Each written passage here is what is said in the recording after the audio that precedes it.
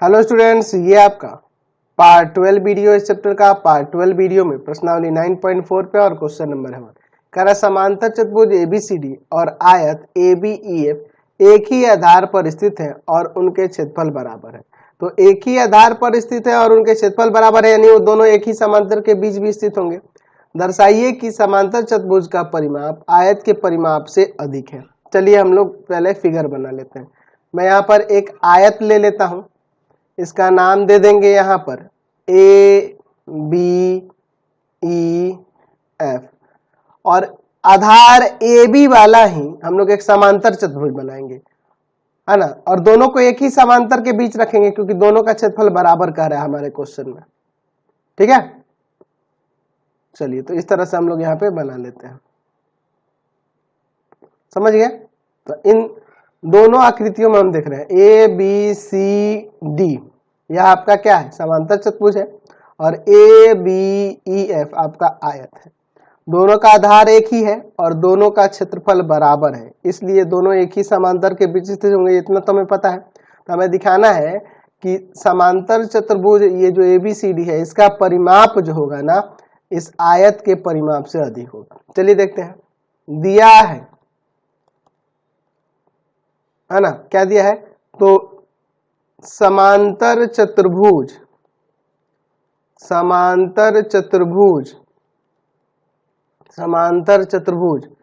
ए B C D और आयत ए B E F एक ही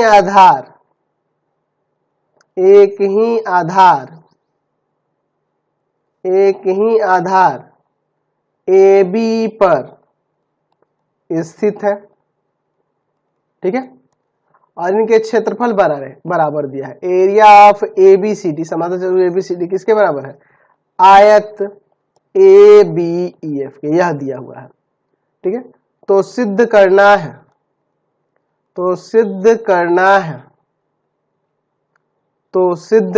है कि जो समांतर चतुर्भुज ए बी सी डी का जो परिमाप है, ए बी सी डी का परिमाप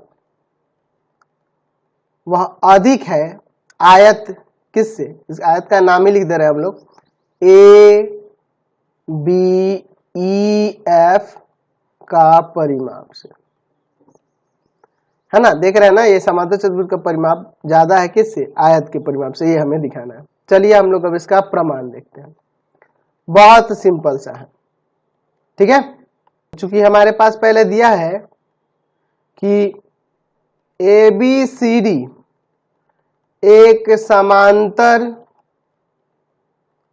चतुर्भुज है तथा ए बी ई एफ एक आयत है जो एक ही आधार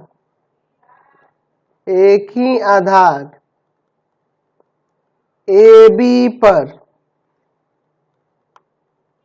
स्थित है। ठीक है, और इनके क्षेत्रफल भी बराबर दिया है। Area of A B C D बराबर दिया है area of A B E F के, ये दिया हुआ है हमारे पास। तो इसलिए ये दोनों एक ही समांतर के बीच होंगे, है ना। ए बी समांतर हो जाएगा, आप एफ सी लिख दो, डी सी लिख दो, एफ ई लिख दो, हम लोग यहाँ पे एफ सी ही लिख देते हैं। ठीक है, एक ही समांतर के बीच स्थित होंगे। अब देखिए, एक ही समांतर के बीच स्थित हो रहे हैं, तो यहाँ पे ये जो देख रहे हैं, ये क्या बन रहा है?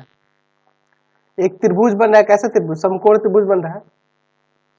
तो त्रिभुज ए एफ डी एक समकोण त्रिभुज है। तो समकोण त्रिभुज में हम लोग जानते हैं, देख रहे हैं ना, ये आपका समकोण त्रिभुज है। जो समकोण होता है उसको छोड़ के अन्य दो कोण क्या होते हैं? न्यून कोण होते हैं। तो यहां लिख सकते हैं कि एंगल ए एफ डी बड़ा होगा एंगल ए डी एफ से। ए एफ डी बड़ा होगा एंगल ए डी एफ से। क्यों? क्योंकि एंगल ए एफ डी क्या है? 90 डिग्री का है, क्योंकि आयत का यह कोण है ना जी, तो 90 डिग्री का है। तो हम लोग जानते हैं कि जो कोण बड़ा होता है त्रिभुज के अंदर, उसका उसके सामने वाला यानी उसकी सम्मुख भुजा जो होती है वह क्या हो जाती है? बड़ी हो जाती है। तो यहां से त्रिभुज ए एफ डी में देखो तो इस कोण के सामने यह ए डी है, ए डी बड़ा हो जाएगा किससे? ए एफ से। हो जाएगा कि नहीं? हो जाएगा ना। तो यहां लिख सकते हैं आप ए D is greater than A F. क्यों लिख सकते हैं ऐसा? क्योंकि हम लोग जानते हैं, यहां लिख सकते हैं कि त्रिभुज में बड़े कोण की सम्मुख भुजा बड़ी होती है,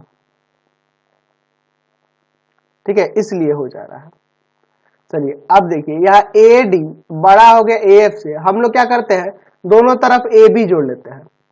दोनों तरफ ए बी जोड़ने पर, तो जोड़ने से हो जाएगा आपका इधर A B plus A D is greater than A B plus में ए एफ।